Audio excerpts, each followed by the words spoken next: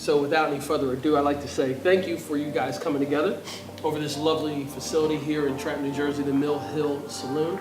And we're going to be hosting, this is the first of 2 conversations, and it's just an opportunity for you to share your thoughts and concerns about the gubernatorial race.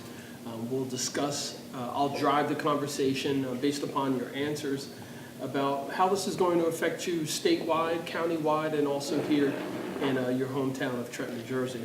In addition to that, I think that it's nice that the way our neighborhoods are set up, they're connected, Franklin Park and Villa Park, 2 very large neighborhoods here in Trenton with over 1,000 homes.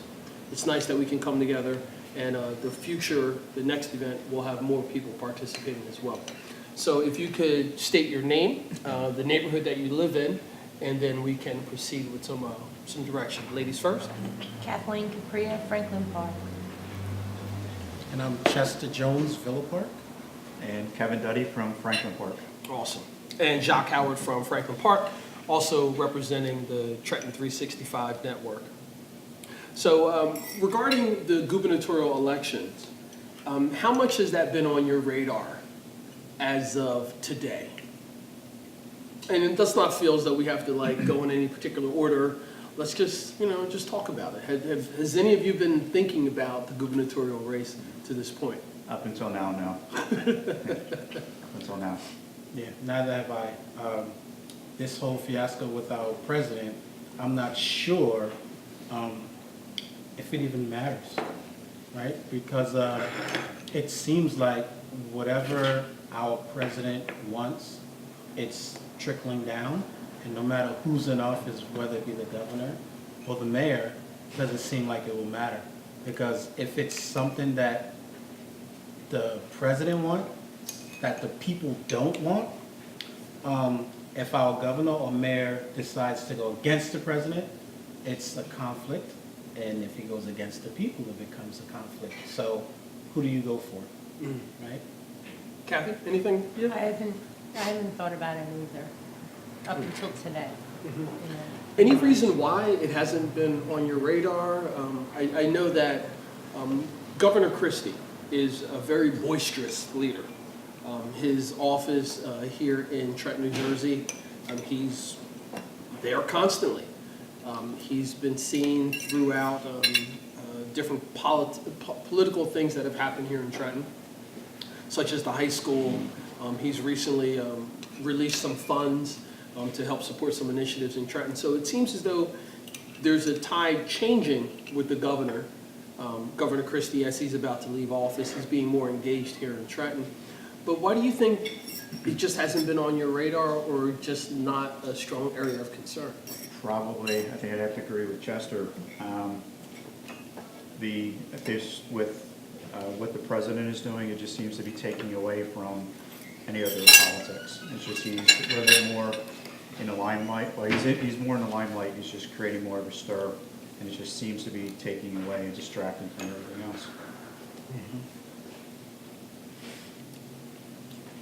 So the power, and I'll say social power, of our president has basically been what you feel has changed your thoughts about the political environment at the state level. Absolutely. That's how I feel. So my wife is Puerto Rican, and everything that is going on in Puerto Rico, and without the support of the president, is really heavy on our hearts. And then when you have the mayor of San Juan saying, this has nothing to do with politics, people are dying, right? We need the help and the support. But our president is not feeling that compassion, right? So I'm saying to myself, no matter what, if we had a mayor in Trenton and we're going downhill and we want the president to help out and the mayor doesn't agree, we're not gonna get the support. So what if it's the governor? Let's say Phil Murphy wins, and Phil Murphy is for the people. And Phil Murphy says, you know what? I feel gentrification is coming to Trenton, and I don't want it. The people don't want it. But the president does. Who wins? Does the president tweet, Trenton needs to be gentrified, too much crime? They're #1 crime rate in the city's crime rate in the United States. Let's gentrify the place. And he pushes that agenda to the governor. And the governor says no. Who wins, the president, the governor, or the people? And in my opinion, I think the president's going to win. So, and just to make sure I understand this correctly, you all seem to believe that the power that the president is showing on small scale or smaller scale issues like statewide and even through the NFL, as we were saying before we started taping, that it's almost a thought of it doesn't matter. If you buck against what the president wants, you get dismissed. That seems to be what Correct. you're all saying? That's what I'm saying. Okay. I agree. No, I'd agree too. Yeah.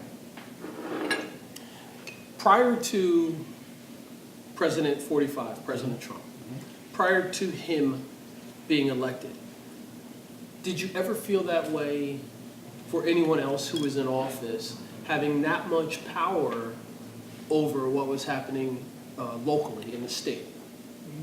No. Not so much, no. Not so much as what Trump is doing now. I don't know if it's just that it's with the state of how things are with the internet or whatever, or social media, but it's just he's more out there, and it seems like he's being exposed to a lot more people than a presidency normally would.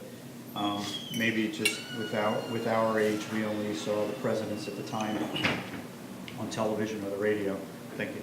But now, just with Trump, he's everywhere, so he has more exposure, and he's having a little bit more. He's having a lot more of an impact and reaching more people that probably wouldn't be involved just watching television, just listening on the radio. Now it's all the social media, and it's all right on the internet that somebody can follow right along. Now, regarding social media, all three of you have said that this hasn't really been on your radar. You haven't been thinking much about the gubernatorial election, and like it's been mentioned, this is the first time in 12 years, excuse me, that we haven't had an incumbent running for office. So even with the advent of social media and the power that social media is playing out nationally, what are your thoughts about how it hasn't really stimulated you to be involved in the gubernatorial race? And I say that because the three of you are quite active in your neighborhoods, in recreational sports, in civic associations. You're frequently contacting law enforcement when issues arrive. You're very involved in promoting other things. So you represent a populace that is actively involved in making your neighborhood and your community better. If you feel as though I'm not really engaged with the gubernatorial race, why do you think that is?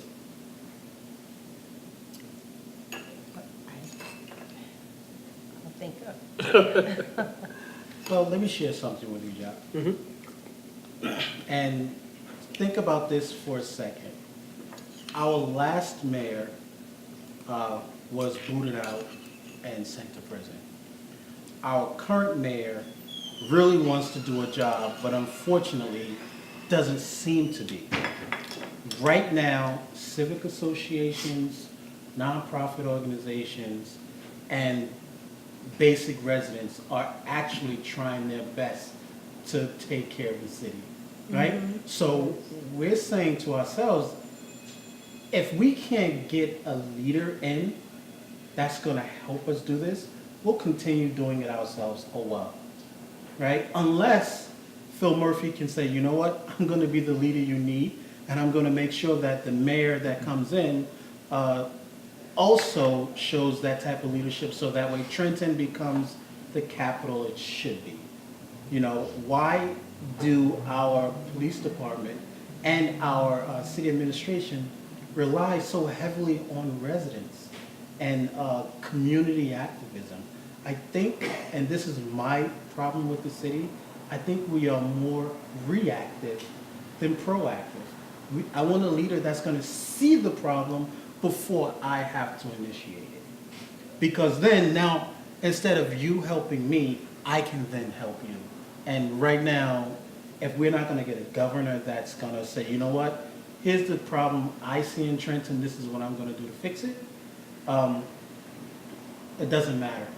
If they're not gonna show that type of leadership, it doesn't matter, because it just means that we will just continue doing what we're doing. You know, that's why we have strong civic associations. We have really good residents that are out there doing things. I would like to just mention one thing that's kind of off topic, but it makes sense.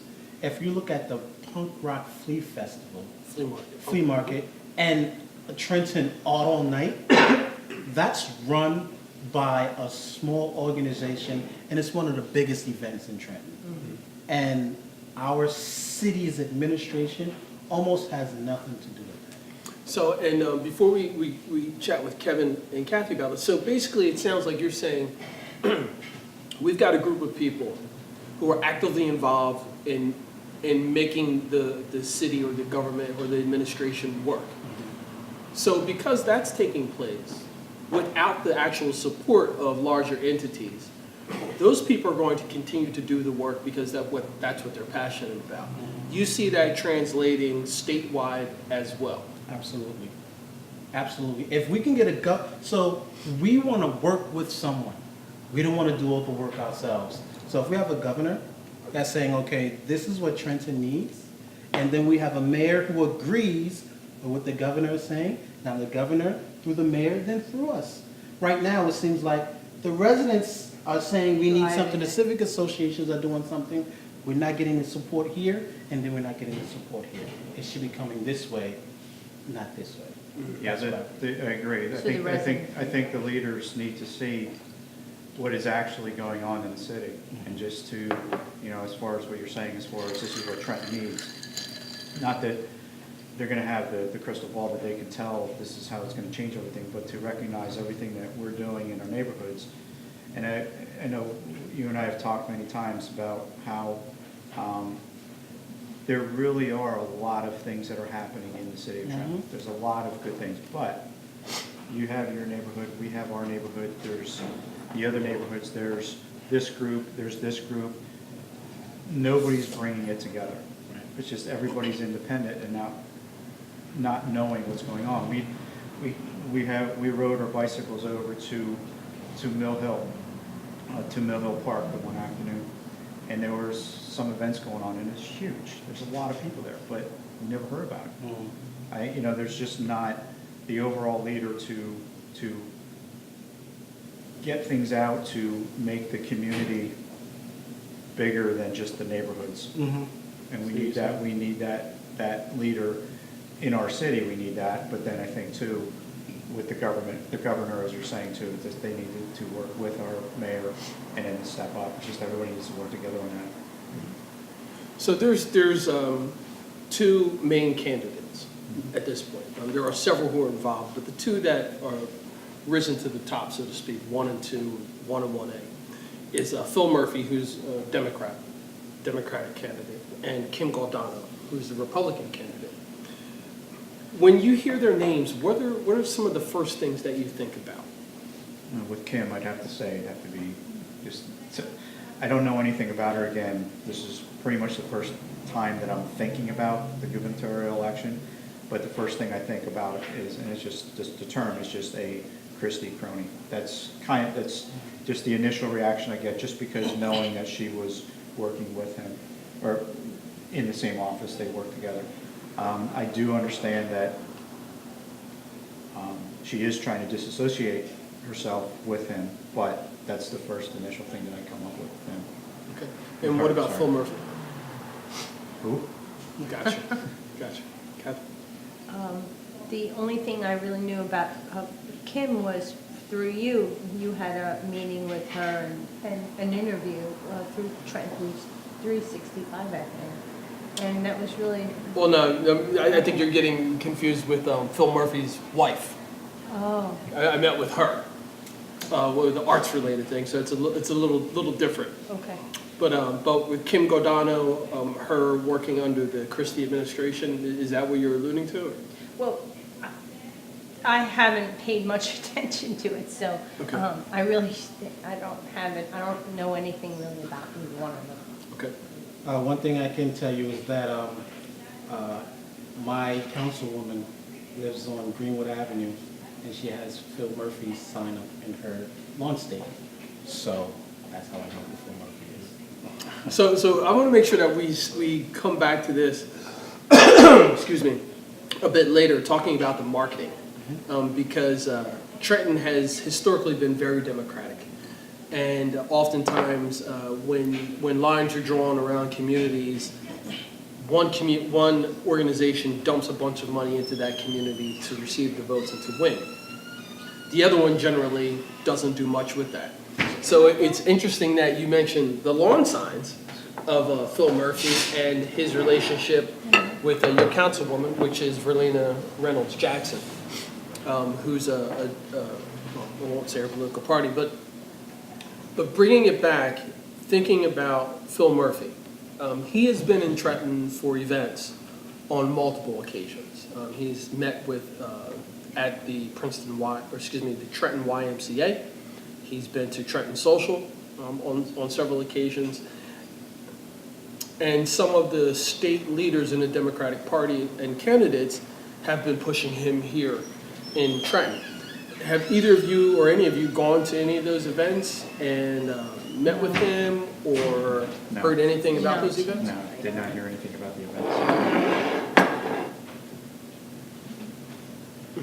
Interesting. So regarding the media or the marketing that both candidates are putting out, have you seen anything around in your travels, like throughout the state or throughout the county? I saw Kim's signs in Hamilton, and her signs are, I've seen a lot of her signs, and I really haven't seen any of his. So what do you think that says about the candidates' concerns about this region, at least to this point? That Phil has visited Trenton on several occasions. Yeah, please eat.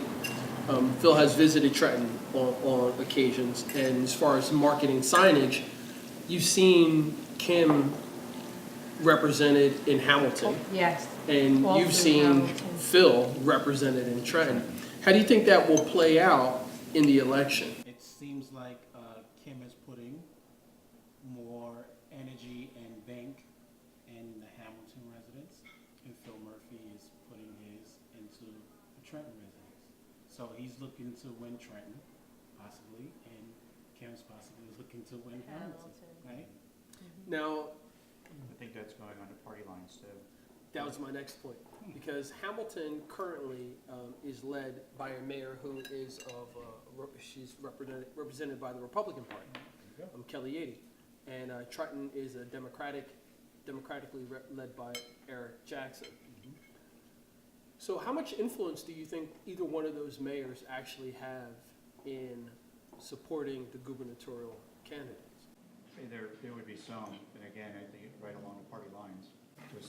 Just that Hamilton being the Republican and Trenton being Democratic. So I think that they're just pushing for their party in the area that, again, is predominantly of that party. Also, speaking of that, I see a lot of Phil Murphy stuff on Facebook, Okay. pretty much. Not necessarily Kim stuff. I haven't received really any marketing for either one I haven't.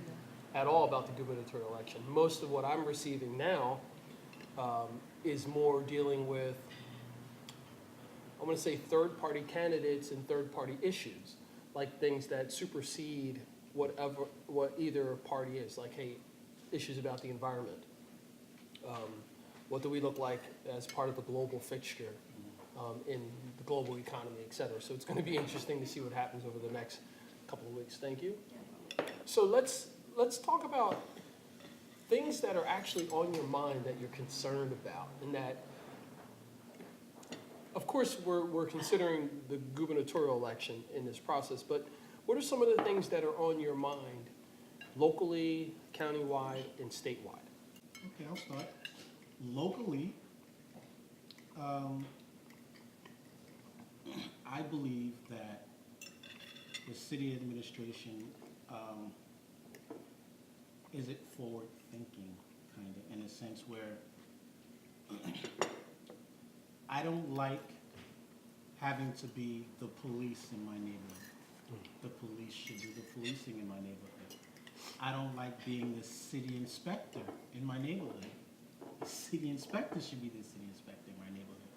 Constantly, we go to these CPAC meetings or these civic association meetings, and the first thing the representatives say are, hey, we need the residents to come forward. If you see something, say something. And I'm like, sure, if I see something, I'll say something. But what about you? Are you in my neighborhood to actually see something? You know? No. Even with, right now, in Villa Park, we did some research, the Civic Association, and Villa Park, when it was built, it was single families in mind. So single family homes in Villa Park. Well, unfortunately, that has changed because now we have single family homes that are chopped up into multi-rentals, right? So if you think of a single family home, maybe 2 cars, one for mom, one for dad, and possibly a third for a child. Well, if you chop those single family homes up, and then you have 4 families in there, you can think about 8 cars for one small house. So if you have 8 cars taking up a block, where's everyone else going to park? Right?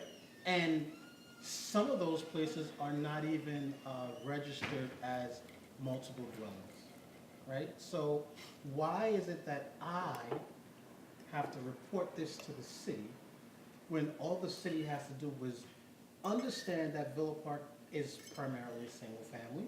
And if you look on a house and it has a mailbox with 5 names on it, why would there be a Jones, a Jackson, a Gutierrez, a Ramirez on the mailbox of a single family home?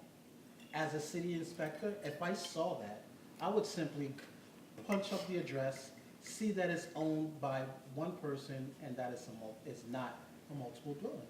And then I would just contact that, do the research or the due diligence to make sure that that's not being done. And it's no secret that it is being done. All they have to do is start some sort of a task force, find these problems and fix it. I don't think it should be left up to the residents. And that's my problem. So what the civic associations have to do now is come up with clever ways to try and point that out to the city. And one of the things we thought about doing was the same thing Mill Hill has, and that's trying to get permit parking. So if we said, okay, Villa Park is now a permit parking area, and in order for you to get a permit, you have to apply for one, the license plate, and the license has to be attached to that permit. So if one family house is getting 10 permits, that's a red flag. We need to be looking at that. And that's what we're hoping to achieve. So that's one of the things on our Villa Park agenda is trying to get permit parking in the Villa Park area. Now, would we have to do that if we had city inspectors doing their job? Probably not. We probably wouldn't be looking for permit parking because people would have a place to park. You know, we have people parking a block or 2 just to walk their groceries home, right? We have people who work at night knowing good well that they're not going to be able to find parking in front of their house coming home at 2, 3 o'clock in the morning. You have to park a block away or on a side street. It's just not fair when someone has 5 cars and they're all rentals. That's what's on my mind. Would you label that as a quality of life issue? Absolutely. Quality of life issue that can be easily rectified if we had an administration that was forward thinking, that was more proactive versus reactive, you know? And it shouldn't be left up to the residents and the civic associations to point those things out. I just don't think it's fair. And mind you, the people that live there, they're not bad people at all. they're hardworking, they go to work every day, they do what they gotta do, and it's not their fault, right? You have a slumlord who don't even live there, who's just wants the money. Or they're gonna just put the house up for foreclosure, so what do? So I would assume that that is something that's happening in multiple communities throughout the state of New Jersey. Other post-industrial cities like Trenton, quick ones come to mind, say Camden, Newark, Patterson, Elizabeth. I'm sure those things are happening similarly as well. From the governor's point of view, what would you suggest is something that the governor could do?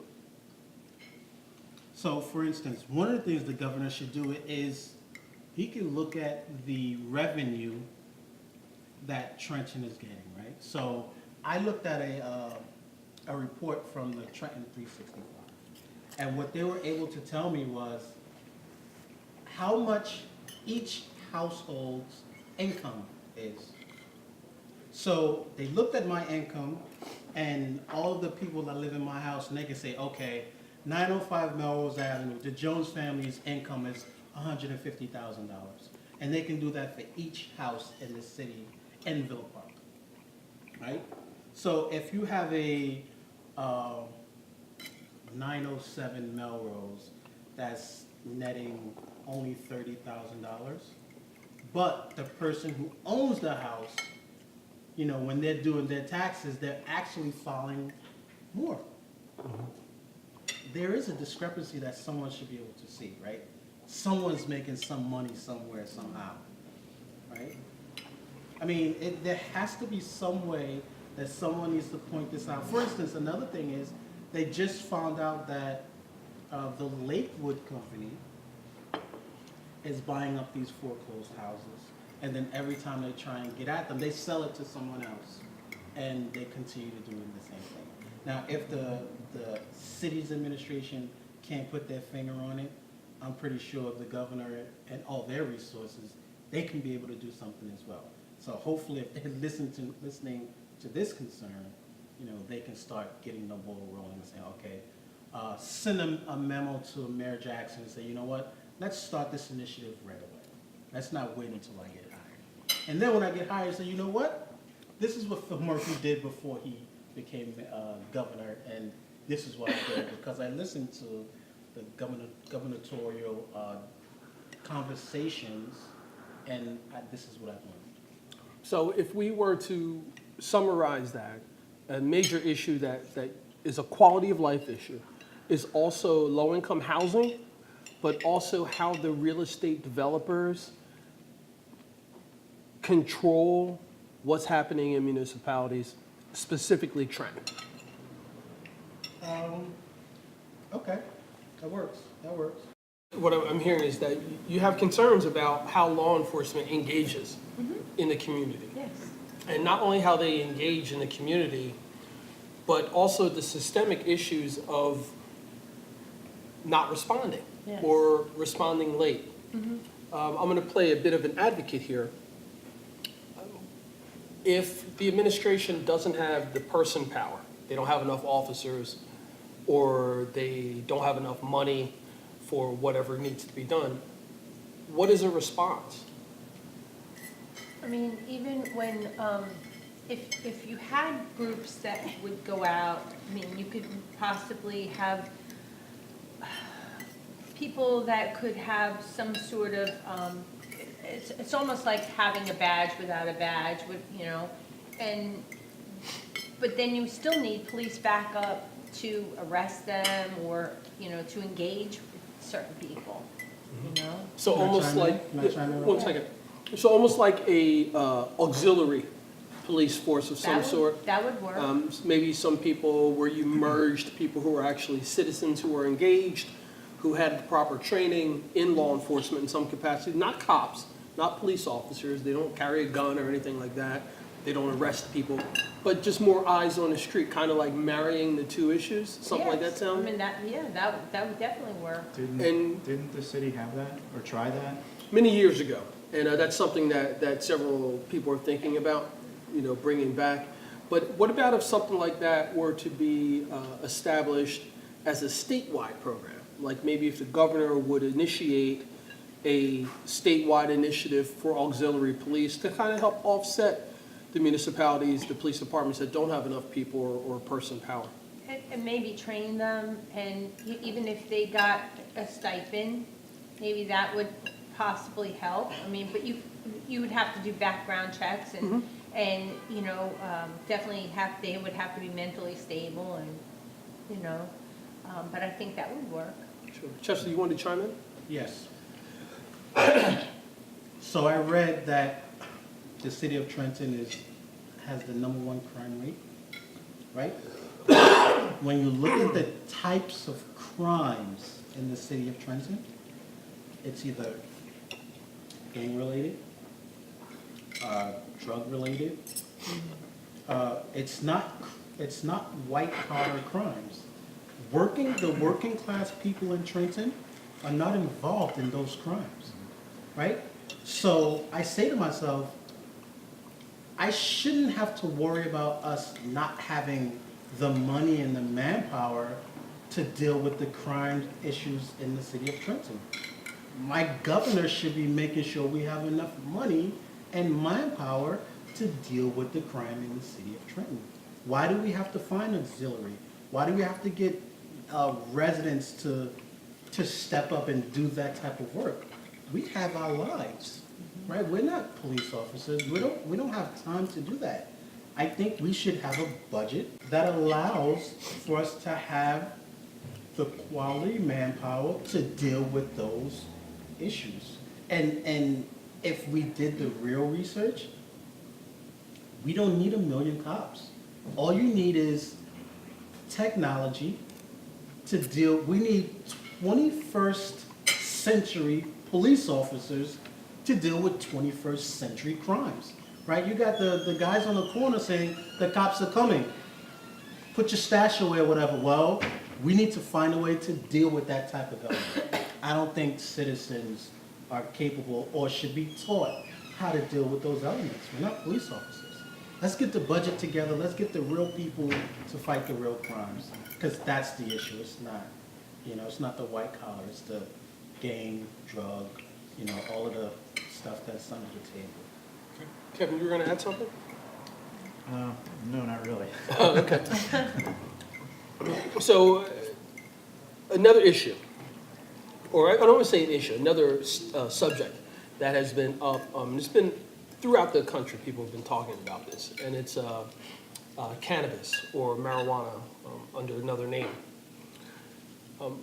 Both leading candidates, Republican and Democratic, Kim Cardano, Republican, Phil Murphy as a Democrat, have both said that they are in support of decriminalizing marijuana. Any thoughts? I think that the program, I guess I would be for decriminalizing it, but locally, just as you were saying, Chester, as far as like the issues that we're having, our city in particular, we're having the issues with drugs and gang. And I think that one is associated with the other. The drugs and the gangs are associated together. So locally, I'm not sure how I feel about lessening the fine, whatever it is, for marijuana with our city. I'm not sure. I would like to get, or try to learn a little bit more background as far as other cities, how the other cities it has worked out. So I think Philadelphia. I know Philadelphia has issues as we do, but with them lessening the fines for the marijuana, how has that affected the overall crime? I don't know. I think it'd be great to be able to decriminalize it, but again, with the situations that we have at hand, those are the things that are causing the problems as far as our quality of life, the street corner stuff. So I don't know. It can go back and forth with a lot of different things. Okay. Anything else? I think that if they did decriminalize it, it would possibly help the person that got caught, the young person that got caught, so now they may not get, to go to the school they wanted to, be able to, they won't get in trouble, so it would help them personally. And just so I can understand, so you're saying if someone, if the laws were changed with marijuana possession, Right. the person who may have gotten arrested for a small amount of marijuana, Right. not a hard criminal, but just someone had Fine, marijuana. yes. Instead of having a record because of that, which could follow them for the duration of their life and affect their credit, affect their ability to go to school, their Jobs. employment, et cetera, to kind of sort of waive that. Yes. Okay. I think that would help. I mean, if it's a hardened criminal, a person that's selling a lot, no, I think it would help that person, the young person that made a mistake when they were young, and why have it drag on for their whole life? Sure, no, I agree with that. That's the part of it that I agree with. But then again, you have to be consistent with the way you're going to deal with it. I mean, if we have the hardened criminal who is the dealer, but he only has a small amount, well, So if but you know what I got mean? I mean, caught, if he got caught, and we know that he's a dealer, but he only has a small amount at a time, he's only gonna get that small fine. So that's, so there should be maybe a limit, a time. Okay, you get once, they can expunge it, but if it get caught again, and it's somewhere they're showing that you did get arrested somewhere at some time, and maybe it could fall off in 10 years or something. I mean, I don't know, but that way they would at least know if you got caught again, and so it's not a small amount you're selling, or, make a mistake once and you're Sure. let go. sure. I think there's a bigger issue here. So I got schooled the other day by my daughter, who's she goes to the College of New Jersey, and she's also a member of the Black Lives Matter group chapter here in Trenton. And she said, "Daddy, I'm gonna let you know that all my life we haven't been learning the right thing." She's saying that a lot of the issues we deal with in Trenton are systematic, meaning that it has always been here, and it is the oppression of the young black youth. And this is what marijuana does. It allows cops to pick up kids, to stop them, to give them records, so that way they can't get that good job later on in life. So it's a big win when we're trying to put a dent in that system, right? So now to stop putting those young kids into prison, from school to prison, right? That issue should have been dealt with a long time ago. If you look at all of the people that are in jail, mainly the African-American ones, outside of violent crime, is these little drug charges, And if you look at the statistics, it'll show you that if you look at the white kids behind bars versus the black kids behind bars, for marijuana or any of those other substances, it's no comparison, right? So the system, whoever comes into office who wants to put a dent in that system of oppression, I say is a good one. Great. Well, what I'd like for each of you to just think about what we've talked about today and summarize in your own words what you would like to share with the candidates and also with your neighbors, the other people who are in your lives. And while you're thinking about that, I'll go through my thoughts about this idea. I think the most important thing that we can do as a community is come together over meals. To come together over meals and drinks with the sole purpose of getting to know each other better. I believe that when we do that, a lot of the walls come down. A lot of the barriers that may prevent us from getting to know each other, they're gone. And I try to live my life in that manner. So to be a part of this voting block, gathering of information, I think it works hand in hand with what I'm doing with Trenton 365. And I appreciate all of you for being in my life. I appreciate this wonderful facility, and of course, my filmmaker friend, Jeff Stewart, who's doing a wonderful job of capturing everything. And Amanda and Saeed for having us here. So as we finish up this last statement, ending the first roundtable discussion around the gubernatorial elections of 2017 in New Jersey, what would you like to say to the candidates and or your neighbors or people who may see this? And anyone can step right up on this. I would think from the government, for the governor, I would think that to affect the city of Trenton and us in particular, knowing the issues that we have, that we are fighting to make our city better. And just as we all mentioned here, as far as we feel it's a little bit of an uphill battle, trying to get our leadership and just going up and just trying to get everybody to connect.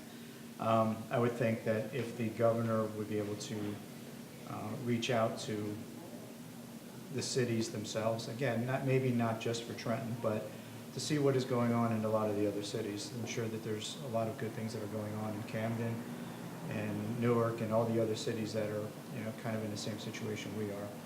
But reach out to the cities and find out what's going on at grassroots level and kind of start at the bottom and start at the grassroots and work together to try to bring it together and find out exactly what's going on and what the real needs are of the city. Basically, just to try and, like Kevin was saying, see what is going on and just try. And if we need more money, bring money, put more money into our city and try and make it a better place to live. Basically, I would like, for starters, I don't like politics because I think politics cloud your better judgment, right? And I think that if anyone's listening, just know that we are all people, right? And we're all the same, right? And we all want to live comfortably, and we all mostly always want to do the right thing, right? And if any politician's listening, I'd rather you do what's right, not what's politically correct. Mic drop. I'm Jacques Howard, creator and host of the Trenton 365 show, and you've been watching and listening to the 2017 gubernatorial roundtable discussions. And this is part one of part two. Thank you for your time.